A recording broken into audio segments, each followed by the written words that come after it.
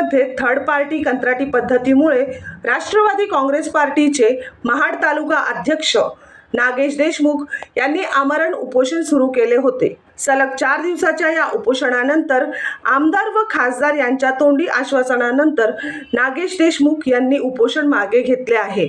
नागेश देशमुख यांना महाड एमआयडीसीतील अनेक तरुण कामगारांनी मोठ्या प्रमाणात पाठिंबा दिला होता। आज दुपारच्या सुमारास रायगड जिल्ह्याचे खासदार सुनील तटकरे व स्थानिक आमदार भरतशेठ गोगावले यांनी उपोषण स्थळी भेट दिली।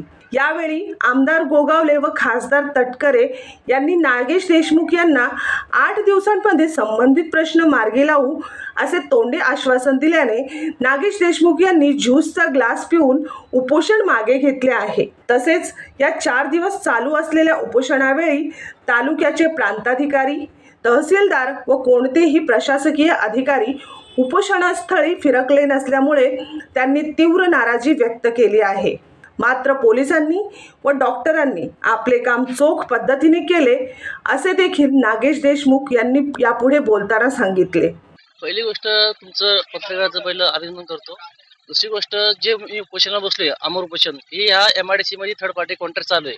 जे ते ठेकेदार आहेत जे बाहेरचे पुणे मुंबई मधले ते कंपनीला कुठल्या तरी जीएमला प्रश्न ठराविक जीएमला प्रश्न हे म्हणजे असे जॉईनिंग आहेत ते त्यांचे कसे कमिशन काढून घेतात आणि तो थर्ड पार्टी मध्ये त्या मुलाला थोडा प्रॉब्लेम होतो। आता थर्ड पार्टी बोलल्यावरती तो मुलगा युनियन करू शकत नाही। युनियन झाल्यावरती त्याला अधिकार तो नाहीच एमआयडीसी मध्ये ठेवलाच नाही, कारण की ह्या एमआयडीसी मध्ये डॉक्टर बाबासाहेबांचा कायदा चालत नाही। ह्या एमआयडीसी मध्ये फक्त या ठराविक अधिकाऱ्यांचा कायदा चालतो, हे सत्य झालंय। आज तो काय चालला असता तर इथं बसलो नसतो आज मी, बरोबर आहे ना साहेब? तो काय चालला असता बसलो नसतो। खरोखर ह्या एमआयडीसी मध्ये इथं स्वतःचा कायदा तयार करतायत, यांचा स्वतः काय तयार करतायत ठराविक अधिकारी, ठीक आहे, असो त्यांना। आणि दुसरी गोष्ट मी आज उपोषणाला बसलोय, आदरणीय तटकरे साहेब आले होते, आदरणीय आपले महाड प्रवचे मानगावचे भरतशेठ गोगावले साहेब आले होते। त्यांनी सांगितले की 8 दिवसाच्या आत आम्ही तुम्हाला निर्णय सांगू। ते आले, मला 20-5 ला, नाही तर मी उपोषण थांबवलेलं आहे। मनोज चेंडेकर, प्रखर लोकमान्य, महाड, रायगड। संपूर्ण महाराष्ट्रातील परखड बातम्या पाहण्यासाठी आमच्या प्रखर लोकमान्य न्यूजला सबस्क्राइब करून बेल आयकॉनवर क्लिक करायला विसरू नका।